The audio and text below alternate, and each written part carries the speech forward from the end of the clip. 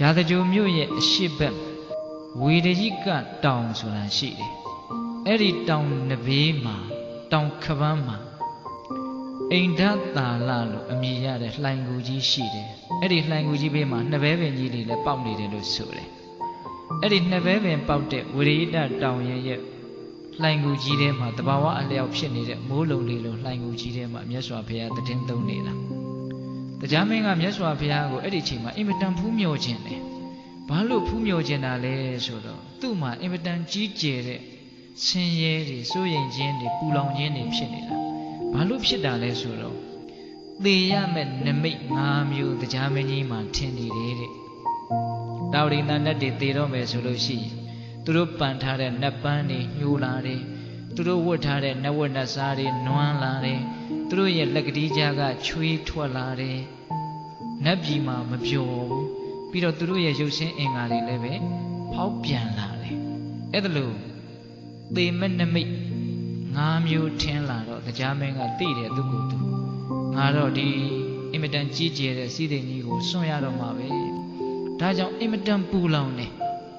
အဲ့ဒီမှာ तू အကြီးအကျယ်ပူလောင်တယ်အကြီးအကျယ်စိတ်ဆင်းရဲတယ်အဲ့တော့ तू စဉ်းစားတယ်ဒီလောက်ကြီးကျယ်တဲ့စိတ်ဆင်းရဲခြင်းကိုယ်ဆင်းရဲခြင်းနော်ဒီလောက်ကြီးကျယ်တဲ့ဒုက္ခ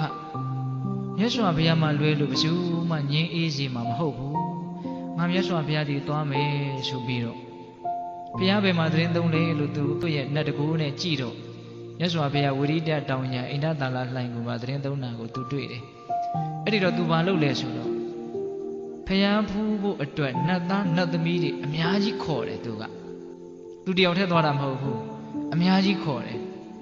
အထူးသဖြင့်ပြင်စတိခတ်ခေါင်းဆောင်တဲ့နတ်တွေအများကြီးခေါ်တယ်ဘာလို့ခေါ်တယ်လဲဆိုတော့သူကလွန်ခဲ့တဲ့2ရက်3ရက်လောက်တုန်းကဖျားသွားဖူးသေးတယ်ဗျအဲ့ဒီတုန်းကမြတ်စွာဘုရားကသူ့ကိုညံမရင်သေးဘူးဆိုပြီးတော့အတွေ့မခံဘူးဖလားသမပဝင်စားနေတာသူမြတ်စွာဘုရားကိုသွားပြီးတော့ဖူးမြော်ခွင့်မရအောင်ပြန်လှည့်ခဲ့ရတာအဲ့ဒီမှာ तू မှားခဲ့သေးတယ်ဖျားနာမှာအမြဲတမ်းဖူးမြော်နေတဲ့ဝတ္တဝနတ်မင်းကြီးရဲ့နတ်မိဖုရားဘူစတိဆိုတာရှိတယ်။ तू ကတဂရာကံအရိယာအဲ့ဒီနတ်သမီးကတဂရာကံဆိုတော့ကာမဂုဏ်ကိစ္စတွေအင်မတန်နဲတဲ့အတွက်ကြောင့်အချိန်ပြည့်နီးဖျားနာမှာရှိတယ်အဲ့ဒီဘူစတိနတ်သမီးကအဲ့ဒါတရားမင်းကဘူစတိနတ်သမီးကိုငါမြတ်စွာဘုရားရဲ့ခြေတော်အစုံကိုရှ िख ိုးဥချတဲ့အကြောင်းရှောက်လိုက်ပါလေလို့ပြောပြီးတော့ပြန်သွားတာအဲ့ဒါ तू ကစဉ်းစားတာတရားမင်းကငါဟာကျွတ်ထိုက်တဲ့ပုဂ္ဂိုလ်မဟုတ်လို့မြတ်စွာဘုရားကငါ့ကိုအတွေ့မခံတရားမဟောတာနဲ့တူပါရဲ့ဒါကြောင့်နတ်သားနတ်သမီးတွေအများကြီးသာခေါ်သွားမယ်ဆိုရင်ဟောဒီတဲကတစုံတယောက်